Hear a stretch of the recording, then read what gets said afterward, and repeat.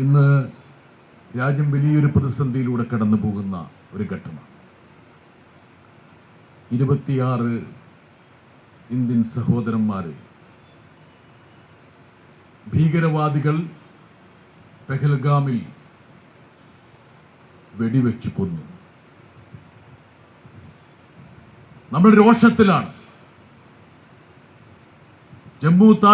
ജമ്മു കാശ്മീർ താഴ്വരയിൽ സമാധാനം പുലരണമെന്നും നമ്മുടെ സഹോദരങ്ങൾക്ക് സ്വച്ഛന്തമായി അവിടെ സഞ്ചരിക്കാൻ കഴിയുന്ന ഒരു സാഹചര്യം ഉണ്ടാകണമെന്നും പ്രതീക്ഷിക്കുന്നവരാണ് നമ്മളൊക്കെ. ആ ഒരു ഘട്ടത്തിൽ ഒരു മലയാളി ഉൾപ്പെടെ 26 പേരെയാണ് ഭീകരർ വെടിവെച്ചു കൊന്നത്.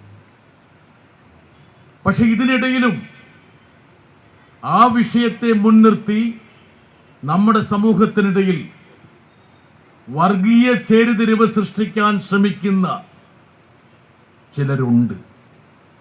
നമ്മുടെ സാമൂഹ്യ മാധ്യമങ്ങളിലൊക്കെ നോക്കിക്കഴിഞ്ഞാൽ അതിൽ മതത്തെ കൊണ്ടുവന്ന് മതം ചോദിച്ചാണ് അവരെ വെടിവെച്ചത്, അതുകൊണ്ട് അതിനുള്ള പ്രതികാരം ഈ മണ്ണിലും നമ്മൾ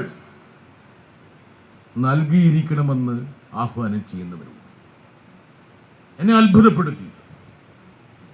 കേരളത്തിലെ പല ആൾക്കാരും തങ്ങളുടെ സാമൂഹ്യ മാധ്യമ അക്കൗണ്ടുകളിൽ ആ വർഗീയ വേലിയേറ്റത്തിൽ കണ്ണികളായി മാറാൻ ശ്രമിച്ചപ്പോൾ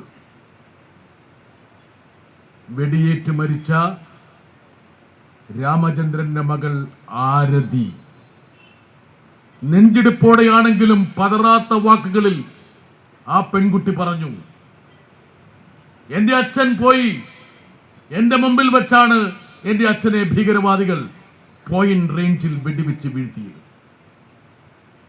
ശ്വാസം നിലച്ചു എന്ന് കണ്ടപ്പോൾ തിരിച്ചറിയൽ കാർഡ് പോക്കറ്റിൽ തിരുകി അച്ഛന്റെ മൊബൈൽ ഫോൺ എടുത്ത് 2 കുട്ടികളെ ഞാൻ ചേർത്ത് പിടിച്ചുകൊണ്ട് അവിടെ നിന്ന് പലായനം ചെയ്തു.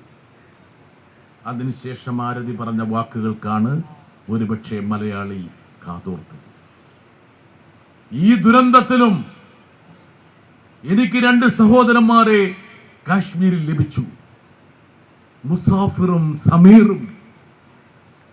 ഈ ദുരന്തഘട്ടത്തിൽ എന്നോട് ചേർന്ന് നിന്ന മുസാഫിറിനെ സമീറിനെ ഞാൻ സ്മരിക്കുന്നു എന്ന് ആരതി പറഞ്ഞപ്പോൾ കേരളം സൃഷ്ടിക്കുന്ന സാഹോദര്യത്തിന്റെ ഏറ്റവും ഉദാത്തമായ പ്രതിഫലനമാണ് നമ്മുടെ സമൂഹത്തിനുണ്ടായത്. ഇന്ന് ഈ സമസ്തയുടെ വേദിയിൽ വന്ന്